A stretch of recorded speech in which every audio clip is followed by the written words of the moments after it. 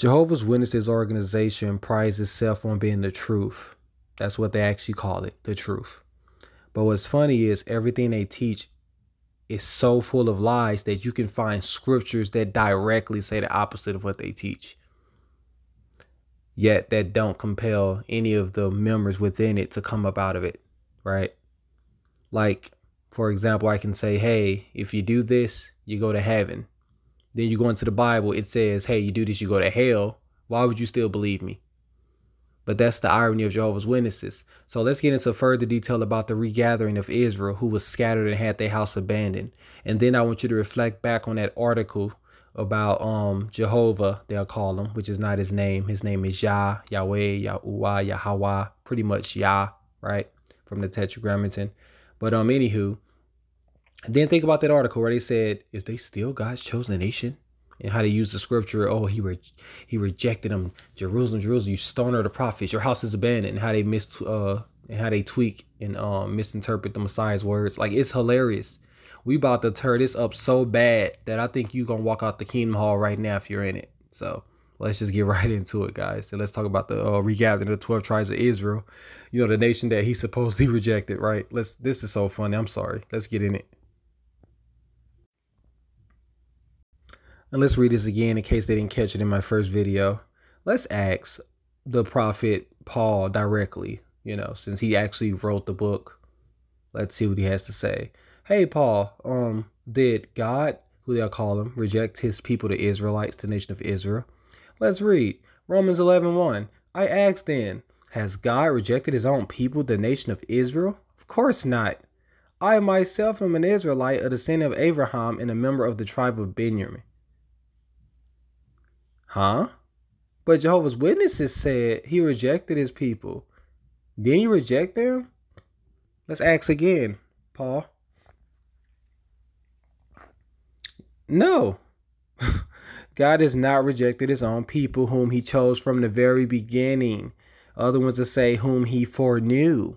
You see what foreknew or foreknowledge? That means he already knew in advance that Israel would fail. How could he not have known when he literally told Abraham that they was going to go into captivity in the finale for about 400 years, which was not referring to Egypt since they was there 430, but they was only captive there for about 210 to 15 years. So I find it so weird that he can tell Abraham about them going into captivity before Abraham even had kids yet, let alone a nation.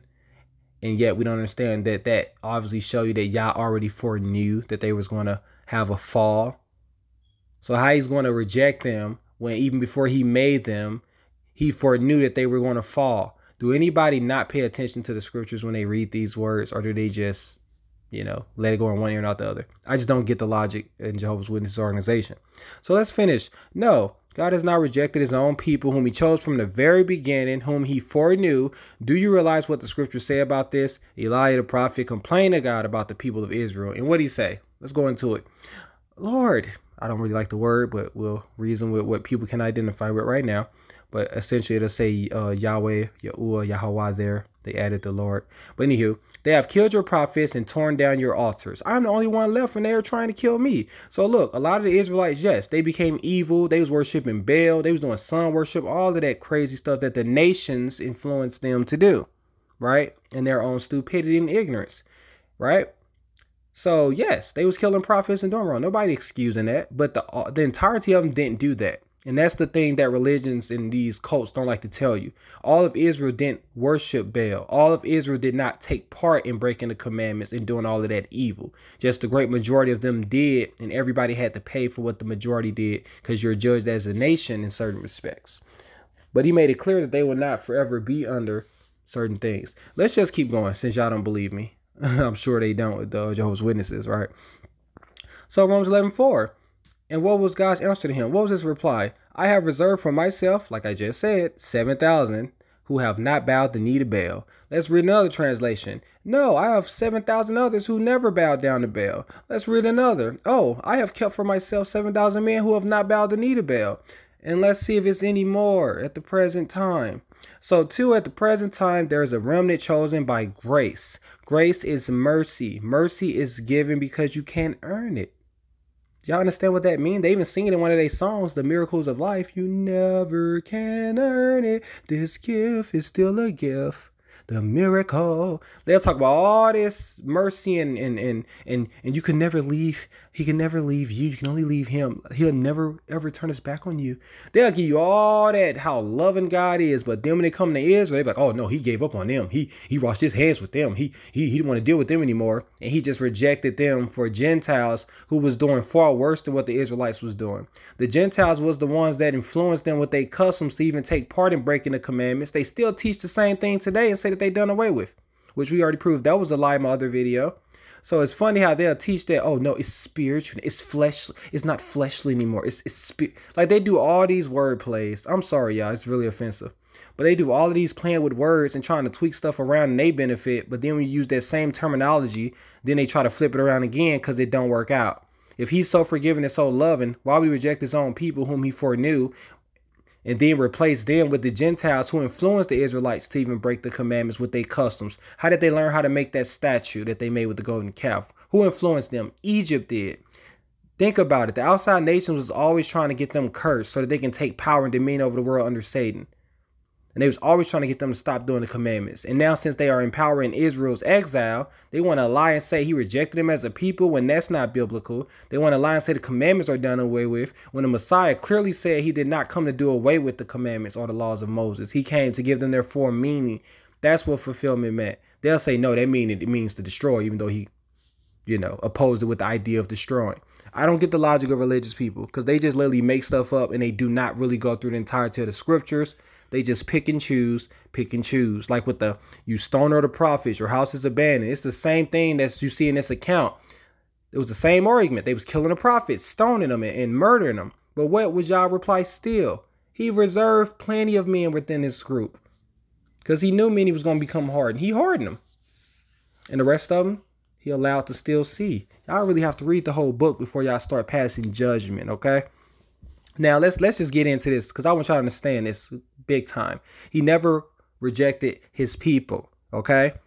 He foreknew everything, but he still allowed it to play out so that it wouldn't contradict free will. But the reality is everything is already predestined, predetermined, and it's already known aforetime. That's why he can say, I am the one telling a story from beginning to end.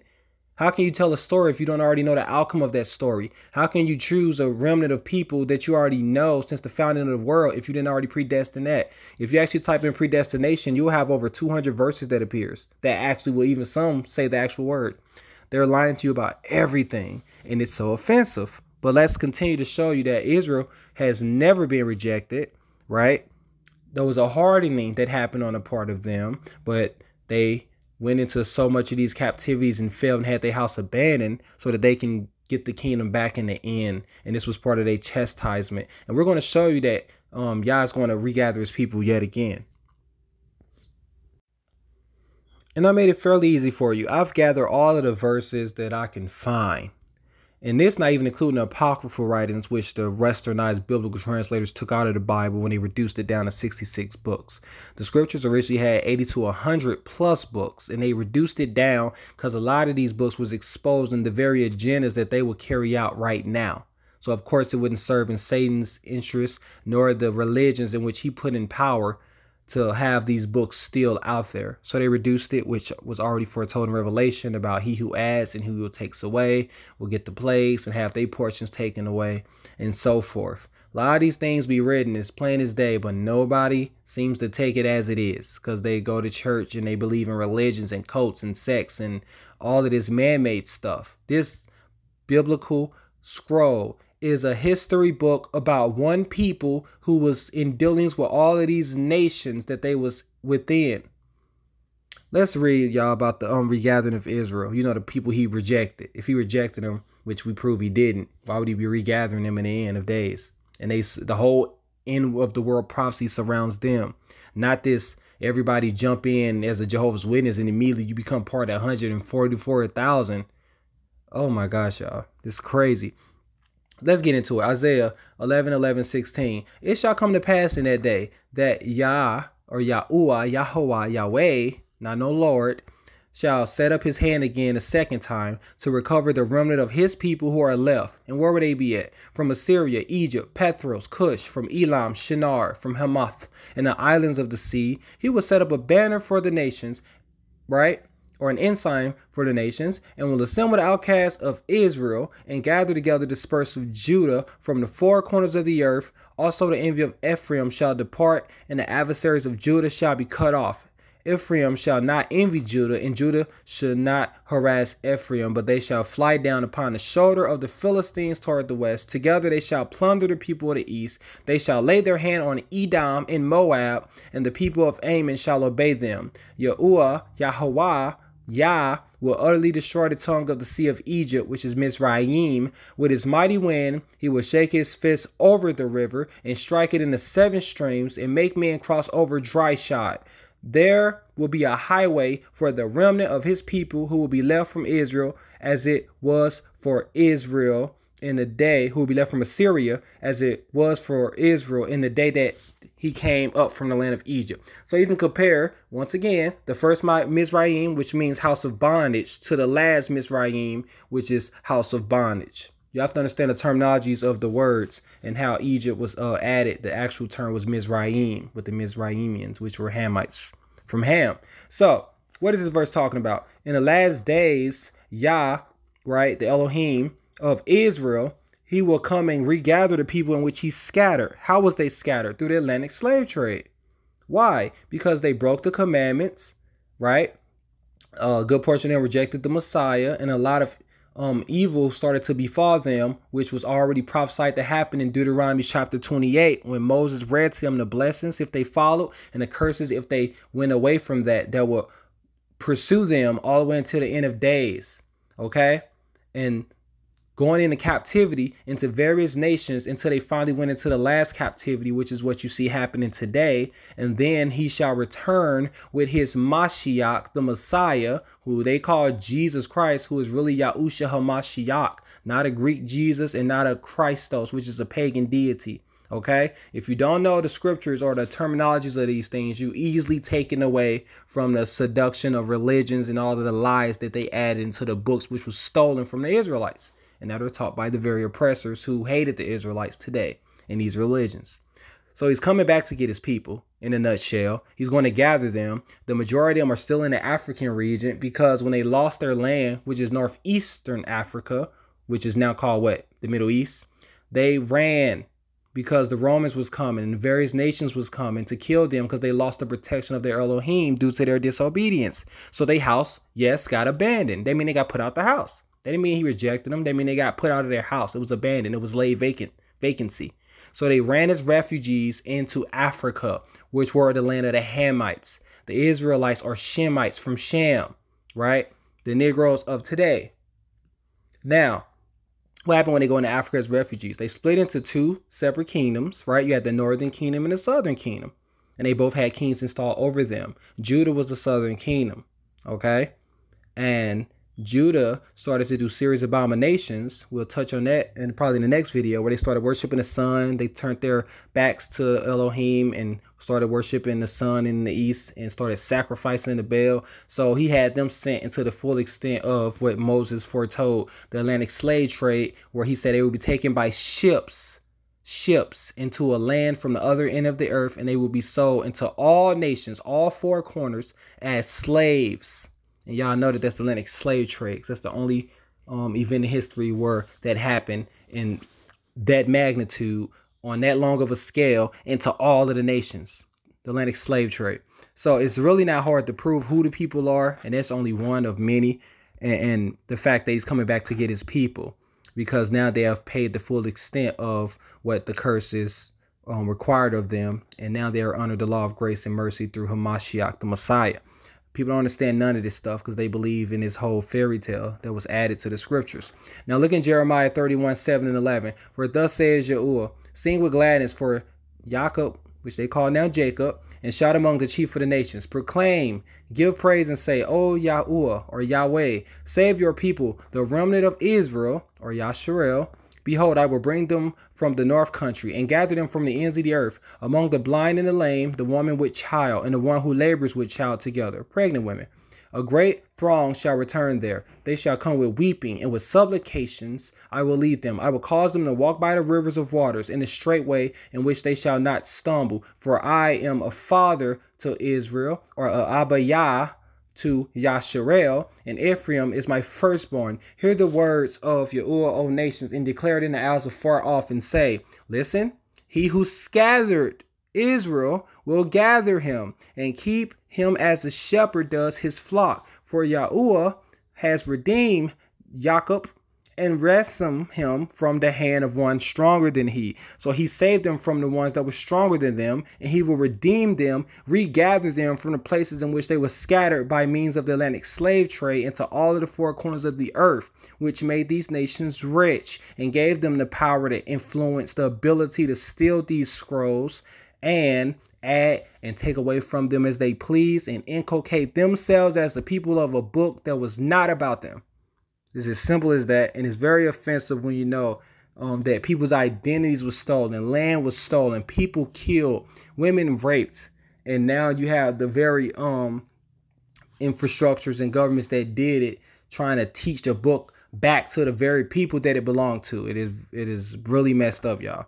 Ezekiel 20:33-38. As I live, says Yahuwah Elohim, surely with a mighty hand, with an outstretched arm, and with fury poured out. See, even he's mad.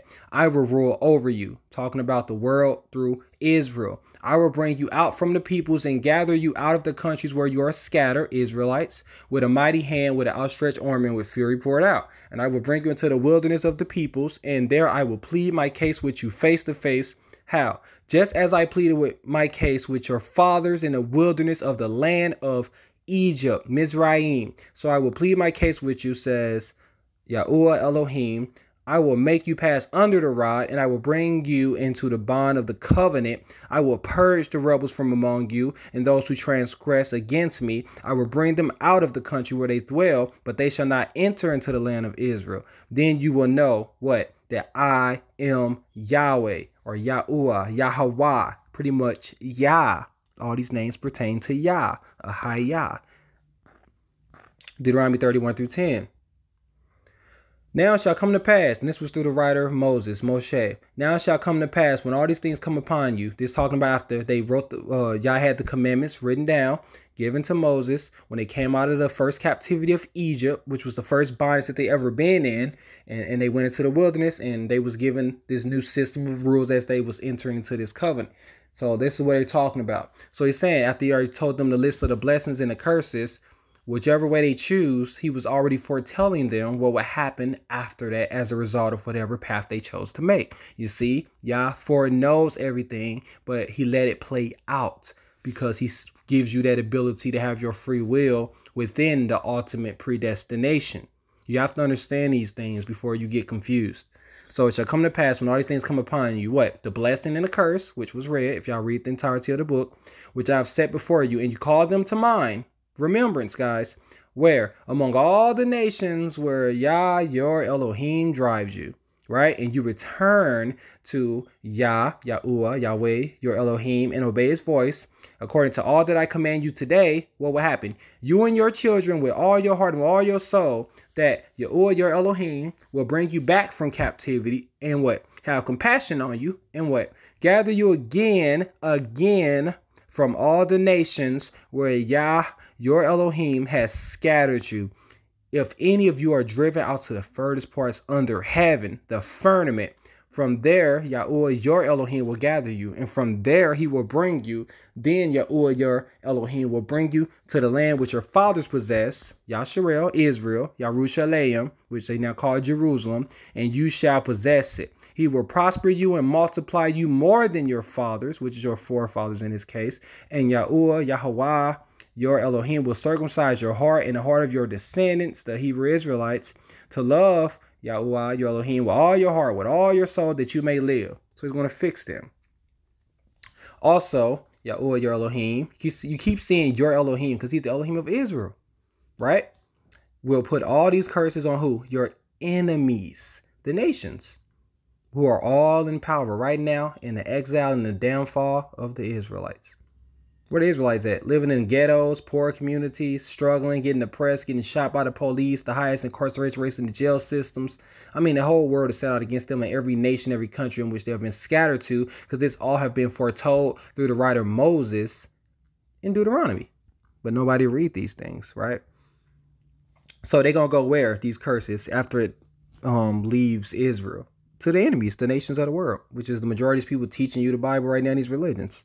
So also, Yahweh, your Elohim, will pour all these curses on your enemies and on those who hate you, who persecuted you, and you will again obey the voice of Yahweh and do all his commandments, which I command you today. See, he's foretelling the future. But it's funny because they keep saying, oh, the commandments are done away with if you don't do that no more. So I guess you should kill, murder, steal, not obey your rule. I don't get the logic if you actually read them out. Why would they be done away with? You can't murder, you can't steal, you can't commit adultery now. Like it's so stupid, people believe it. Let's read. So his commands which I command you today, your Elohim will make you abound in all the work of your hand, of right, and the fruit of your body, and the increase of your livestock, and the produce of your land for good. For Yahuwah will again rejoice over you, again for good, as he rejoiced over your fathers, if you obey the voice of Yahuwah your Elohim, to keep his commandments, his statutes, which are written in the book of the law, the Torah. And if you turn to Yahuwah your Elohim, how? With all your heart and with all your soul. He's talking to the Israelites, and he already knew that they was going to have a downfall. That's why he's already evangelizing, if you will, or foretelling what would happen as if it's already happened in past tense, because he already know the outcome and what will befall them and how they will be redeemed from all of these curses that they had set upon them from him due to their disobedience by means of their forefathers. He never gave up on them as a people, but he did warn them that if they disobeyed, they were going to a long form of captivities, enslavement, slave ships, and all the oppressors was going to rule over them until the finale of the days. So the entire prophecy of the Bible surrounds the nation of Israel, but yet a lot of people don't even recognize who Israel is, especially considering that you have people assuming identities of them and then giving them false identities because their oppressors will never tell the truth. Why would they? They're in power right now. Amos 9:8-9. Behold, the eyes of Yahuwah Elohim are on the sinful kingdom, America. All these nations for the most part. And what are you going to do? And I will destroy it from the face of the earth. Yet what? I will not utterly destroy the house of Jacob, right? Which is Israel. Jacob is the progenitor of the Israelites through Abraham, Isaac, and you know Jacob, whose names was changed to Israel, which was really Jacob changed to Yasharel, right? So he's talking about the Israelites. So he's not going to destroy the house of Israel, but he will destroy the nations that continue to be rebellious, sinful, evil, the ones that rule over them, Edom, and all these other nations in which partner with them through Japheth and Ham and so forth. Says Yahuwah, for surely I will command, and I will sift the house of Israel from among all the nations, as grain is sifted in a sieve, yet not the smallest grain shall fall to the ground. So he's going to tell you the same thing over and over again. He's going to regather his people who were scattered by the slave trade into the four corners of the earth. Yes, the Shemites, which is the Negroes of today, all 12 tribes, not these falsified charts that was put out by those with agendas because they wanted to justify their lust for foreign women. All 12 tribes are Israel. You can look in the Zondervan's Bible Dictionary and see that the Negroes are not from Ham. That was a common lie through a lot of racist evangelicals who wanted to inculcate themselves as the people of the book and cut off the name of Israel so that no more would they be remembered as a nation. This was even foretold in the Bible as well. If you need the verse, please ask for it.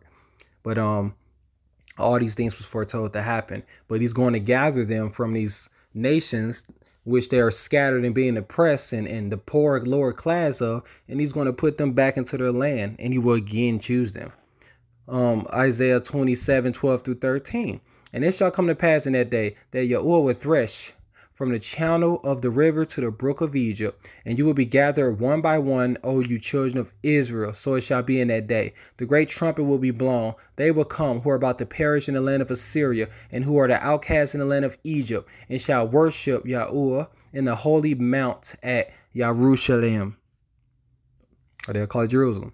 He's going to gather his people and put them right back in the land in which their forefathers possessed, and they will again be under his abode, under his wings, his protection, and they will still be, yes, his chosen people, the apple of his eye, the peculiar treasure of Yah, his jewels. Hence why they are Jews or Israelites, which are Yasharielites, people whom are called by his name. He will always choose them. And that was just always what he chose to have dominion over this world, the nation of Israel. And a lot of people just don't like that. A lot of envy, jealousy, hatred, racism, and all of that surrounds them. But to question these things is to question the Most High and the Messiah themselves, which is a very dangerous thing to do, as brought in the book of Romans. If Yah is for them, who can be against them? Or who can make accusation against the elect when it is Yah who justifies them, and the Messiah who pleads for them, and the Ruach HaKodesh, the Holy Spirit that always defends them and pleads in their behalf. It's very dangerous to curse them, because you will be cursed. Why not bless them so that you can be blessed, as it is written? Jeremiah 16:14-15. Therefore, behold, the days are coming, says Yahuwah, that it shall no more be said, Yahuwah lives, who brought up the children of Israel from the land of Egypt. But Yahuwah lives, who brought up the children of Israel from the land of the north and from all the lands where he had driven them. For I will bring them back into their land, which I gave to their forefathers. Their fathers. These are the same people from the same lineage. Hence, that's why he used the term fathers a lot. Okay? Abraham is the father of many nations, but he made it clear that through Isaac and Jacob will thy seed be reckoned. Not through all of the other nations in which he considered as Gentiles, heathens, pretty much just the outside nations. Okay? And even in some cases where you saw Gentiles, it was even talking about Israel, because they started to act like some. Hence, they got blinded and scattered and lost their heritage by means of their oppressors rising up. And he want them to be grafted right back into the tree in which they was cut out of. That's why he was telling the ones who was going to become one with this arrangement, right, which would be outside nation to exercise faith in the Hamashiac, the Messiah, that don't get cocky, because just as he added these unnatural branches into the tree, he would easily cut them off to restore back the natural branches. So don't get conceited. I mean, you have to pay attention to Romans. A lot of truth was in that book through the Apostle Paul. Ezekiel 36:22-30. Therefore, say to the house of Yasharel, thus says Yahuwah, your Elohim, I do not do this for your sake, right? Because nobody deserves it, especially Israel, because so much evil took place. But because of his name and his grace, and it's amazing how he chooses to stay so loyal. But I do not do this for your sake, O house of Israel, but for my holy name's sake, which you have profaned among the nations wherever you went. See, Israel started to do a lot of evil. They profaned the name of Yah. They broke his commandments. They made him look so bad amongst the nations, because this was a chosen people. And they started to act like the very nations that they were supposed to stay isolated from, and or at least try to lead them into the ways of Yah.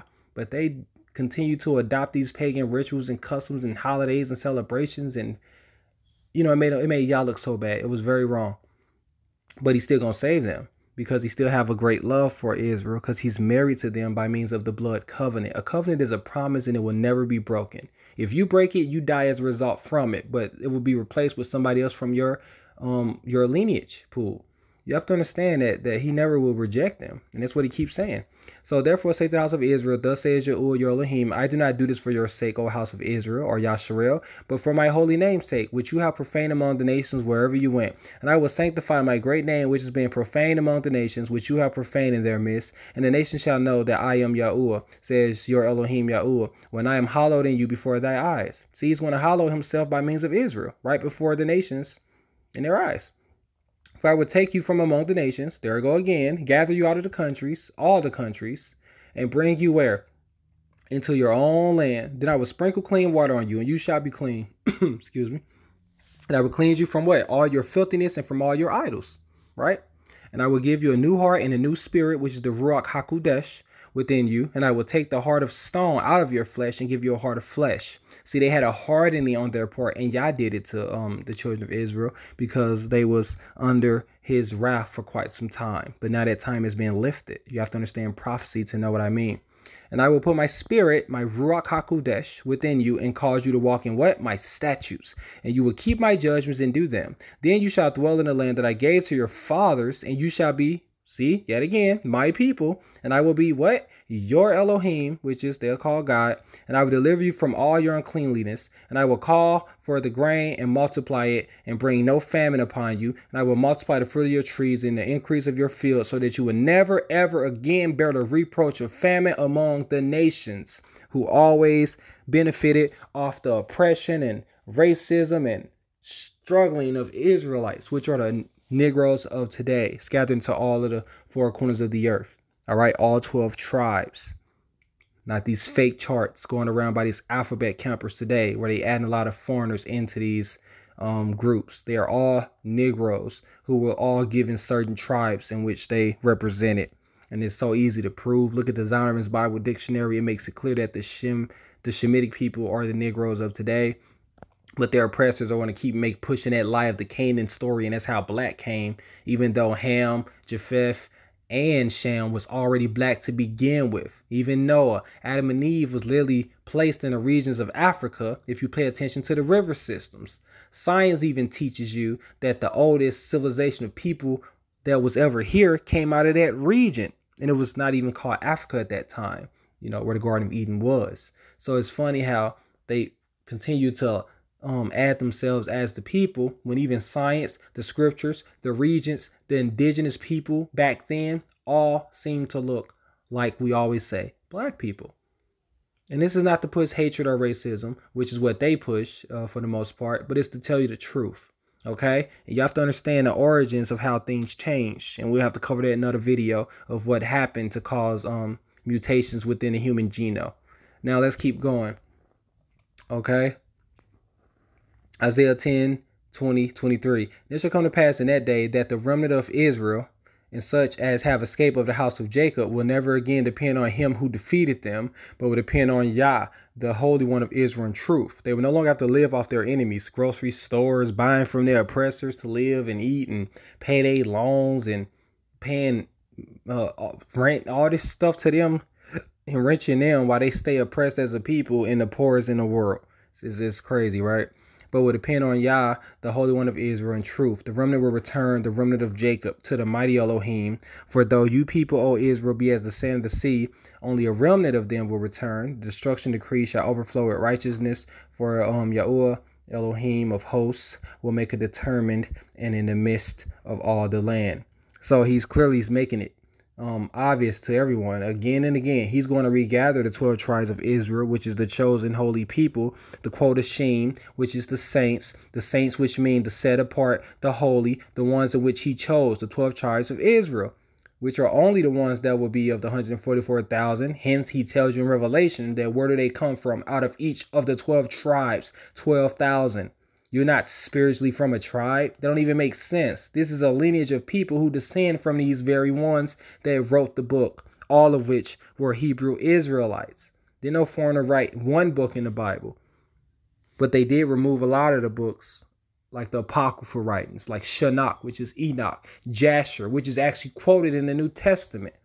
It's amazing, right? Ezekiel 36, 33, and 35. Thus says your Elohim Yahuwah, on that day that I cleanse you from all your iniquities, I will also enable you to dwell in the cities, and the ruins shall be rebuilt. The desolate land shall be tilled instead of lying desolate in the sight of all who pass by. So they will say, this land that was desolate has become like the Garden of Eden, and the wasted, desolate, and ruined cities are now fortified and inhabited. You see, once Israel fell and their house was abandoned to them, they went into various captivities, and they was eventually sent into a slave trade, the southern kingdom, and the rest of them was sent into the outskirts of Africa. Now they are mistaken as Hamites, because that's where they are, right? And a lot of curses befell the people of Israel in their exile, because the nation started to rule over them through Satan, and they took their heritage, stole their scrolls, stole their history, stole their names, continued to enslave, kill, murder, oppress, gator bait the babies, rape the women, try to do so much to cause the rumors of them to fade away, because they knew that they was under curses of Deuteronomy chapters 28. Yet Yah made it clear that time will end, and his anger will not burn amongst his people forever. And that's why you see a transition happening in the world today as a result of the ending of the final captivity that was prophesied through Abraham. So that place that lay desolate, their homeland, Jerusalem, will again be occupied by those who are from that land, not from Africa. They're not African Americans. They're Negroes who fled there and then was found there by the oppressors, and even the Africans snitched them out and sold them to the very Ashkenazis and the various other nations that took part in it. And you get the product of what you see today. And now they assume the citizenship and identities of their oppressors because that's where they live. They learn the languages as to where they are captive at. You really have to understand this stuff and stop confusing the Israelites with the very foreigners that they were scattered to and try to add them into charts which the foreigners don't make up. Is all I'm saying, okay? So Amos 9:14-15, I will bring back the captives of my people Israel. They shall build the way cities and inhabit them. They shall plant vineyards and drink wine from them. They shall also make gardens and eat from them, fruit from them. And I will plant them in their land, and no longer shall they be pulled up from the land I have given them, says your Elohim Yahweh. Okay? So Micah 2:12-13, I will surely assemble all of you, O Jacob. I will surely gather the remnant of Israel. I will put them together like sheep of the fold, like a flock in the midst of the pasture. They shall make a loud noise because of so many people. The one who breaks open will come before them. They will break out, pass through the gate, and go out by it. Their king will pass before them, Yahuwah at their head. So they're going to even be led by the most powerful one, the omnipotent one, the omnipresent one, Yah. Also the Messiah. Right? And it's funny because they don't understand that the Messiah was only sent to the house of Israel. So yes, he's like a tree that all can become one with and attached with, but there's even levels within that tree. See, a lot of people don't understand the words of Romans through Paul, so they tweak it and misinterpret it, which was even told in the Bible about Paul's words being hard to understand, and some people like to skew it to their advantages and so forth. But you have to have wisdom and a Ruach HaKodesh to understand the difference and understand what they was talking about, right?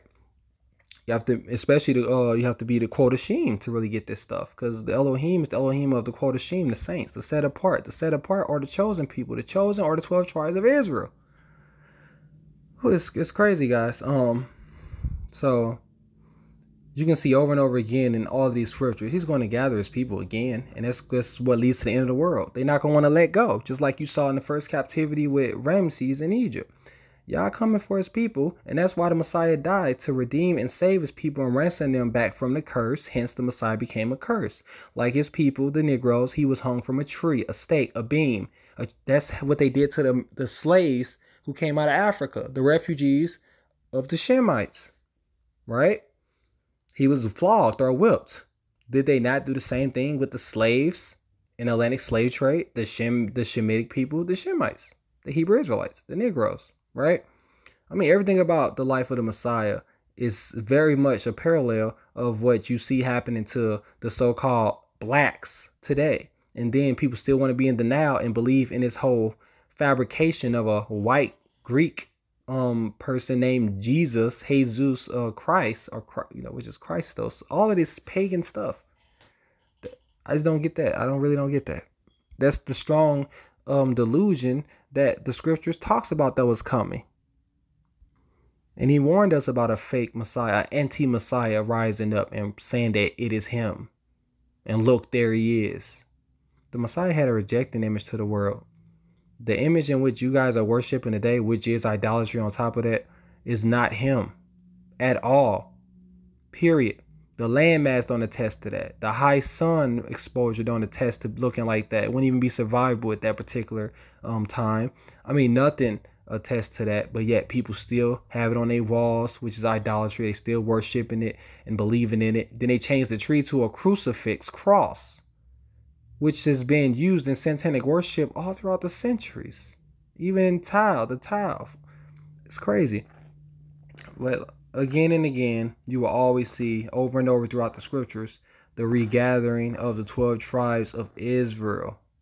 And so all Israel will be saved, as is written. The deliverer will come out of Zion, and he will turn away ungodliness from Jacob. That's talking about the Messiah. The Messiah is the root of David. He come through the very strict lineage that can never be contaminated, because Yah preserved it by means of all of the prophets of old, so that the Messiah could be born through an untarnished bloodline, which is the children of Israel. See, most of the other nations have been whited out by the colonizers who went into all of these lands and raped the indigenous women with the males, and their chromosome became the dominant geno. Hence, it stamped out the indigenous aboriginal gene and caused it to be created into essentially a third race, which is the mixtures of the foreigners that you see today. You have to understand this stuff to know why the changes in pigmentation happened than how they once looked as the aboriginal indigenous back then. Then you can get what I'm talking about. And look at this in Revelation 11:18. These nations, they haven't changed from how they was. That's why you see, even in the end of the world, when Yah exposes their hearts and their wickedness and their racism, you're going to still see the same reactions. Non-repentance, no remorse, just a lot of anger. The nations were angry, and your wrath has come in the time of the dead, that they shall be judged, and that you should reward your servants, the prophets and the saints. The saints are the quotashim, the set apart, the holy, the chosen ones, Israel. And those who fear your name, small and great, right, which would be all those that choose to exercise faith in this nation. Even if you are a Gentile, you can be saved if you exercise faith and you accept the people and you do the things that are according to what you should be doing, the commandments, the statutes, the laws, and so forth, the dietary laws. Trying your best to be a good person and not cursing his people and having envy and hatred in your heart, because it's not you. It is Yah who chooses who his people are, and he chose from the beginning of time. And you should destroy those who destroy the earth, which is all of these nations that you see today. And if you don't know that he scattered his people, you can look at Leviticus 26:33, where he literally said it. He even said in Deuteronomy chapters 28, I will scatter you among the nations and draw out a sword after you. Your land shall become desolate and your cities waste. That's why in that previous verse, you saw that they was talking about, wow, this city that was once desolate, it's now like the Garden of Eden. Because Yah led his people into all of that trouble, because that was the punishment for the error of their forefathers, which came upon them. Now, since their reward has been paid in full down to this day, the very curses and so forth and the bloodshed will now go upon the nations, because they never had to atone for what they did, especially toward his people, which Yah has a serious anger about. Because despite their downfall, he saw the hatred in these nations under Satan, and how much they took pride in it, and how much they benefited and cashed in off of it, and how they forwarded his affliction, and they caused his anger to boil over and his compassion to come upon his people yet again. See, even when Yah's mad at Israel, he still got a love for his people, because those are his children, the people in which he are married to. That's why in Jeremiah, he says, turn back to me, O backsliding children. I am married to you, in the King James Bible. These verses, y'all, these verses are everywhere. So it's a lot of verses. I'm not going to beat a dead horse, but you guys get the point. They lied to you. He did not reject his people at all. His people at a point in time rejected him. Not even all of them, but the majority of the nation did. So they went, had their house abandoned. They got put out their land. That's what it meant. It didn't mean they was rejected. It mean they got put out of Israel, and they got scattered into the four corners of the earth after being refugees in Africa. And then the Africans, the Hamites, sold them to the Ashkenazis, the Jesuits, the Caucasoids, the natives, the Mexicans. Every nation took part in the Atlantic slave trade. So just something to know about with y'all history, guys. And there you have it. Because after the Edom conquered majority of the known world, a lot of the nations that even it pillaged, they also just became one with Edom through this constant mixing. And then they took part in affliction themselves. A lot of people don't know that, but all the information is out there. So if you want more scriptures, like I said, I got plenty. Just ask. It's way more than this, especially in the apocryphal writings itself. But I just want y'all to understand that. And even the Messiah takes part in his regathering, the chariots, right? The chariot ships, which they are called UFOs, and the angels, which they're going to call aliens, and so forth. I mean, they all going to take part in the regathering of Israel, and it's going to be a very peculiar way in which they will be taken up. You know, you have to understand this if you read the Wisdoms of Solomon, which was also removed. But and he will send out his angels with the mighty blast of a trumpet, and they will gather his chosen ones, the Israelites, from all over the world, from the furthest ends of the earth in heaven. Okay? And like I said, Yah's married to Israel. That's why he will never give up on them. Yah don't believe in divorce. He even teaches us not to do it unless we really feel we have the need. But he still prefers work it out, because he's the best example of that himself. Okay? So Yahweh will call you back as if you were a wife, deserted and distressed in spirit, which is the Ruach, a wife who married young only to be rejected, says your Elohim. For a brief moment I abandoned you, but with deep compassion I will bring you back. See, he loves Israel.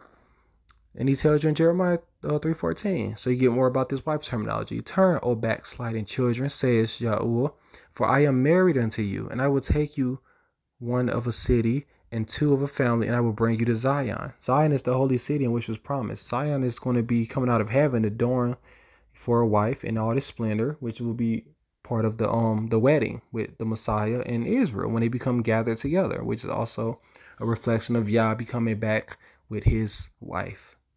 Right? It's a synchronicity with him and the Messiah in regards to Yahushua, which is the people, even more so than just the landmass. And then Baruch, he already knew what was going to happen. See, for I knew that they would not hear me because it is a stiff-necked people. See, Israel became stubborn and hardened. But in the land of their captivity is what? They shall remember themselves. And that's why people waking up finally after being spiritually blinded by Yah for so long.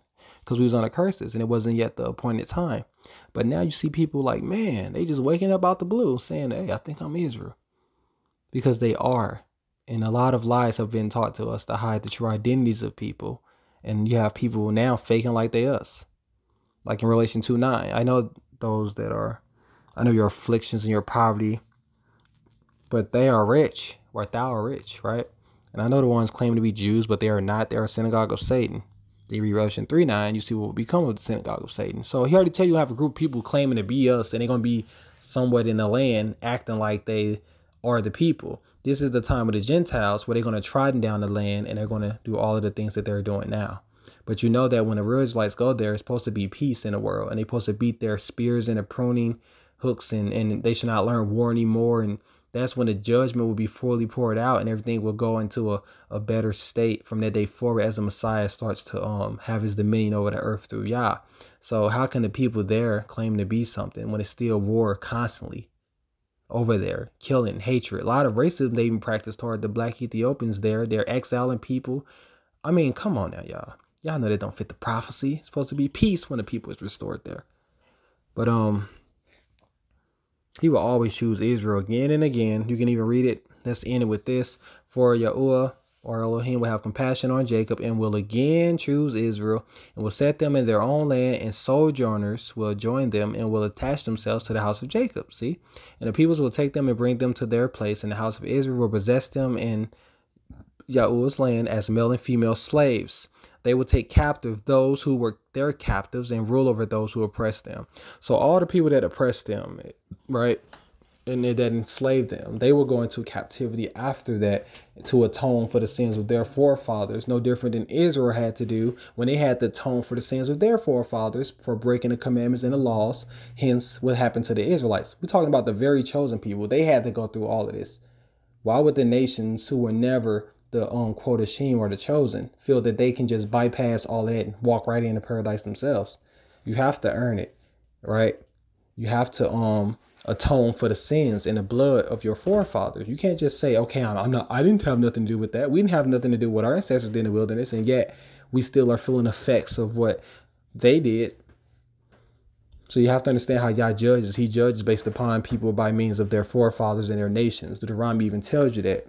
He brings the iniquity and the flaws from this generation to the next generation and third generation and so forth on account of those who hate him. You just have to understand this stuff, guys. I know it's a tough pill for a lot of people to swallow, but you just have to understand the truth. Understand that you can have redemption. Understand who you are, where you come from. Soon I'll do a video about Ham, Shem, and Japheth and show you the truth about these sons and as to who you come from, more than likely based upon regents and so forth. Hopefully that'll help as well, with the scriptures being the guidance. And like I said, spread love, not hate, not racism, not lies, not fake 12 tribe charts that was made up to try to inculcate people within, but just spread the truth, and the truth shall set you free, y'all. Much love. Keep y'all heads up, and soon we'll do even more videos about everything that's going on. All right. Much love, y'all.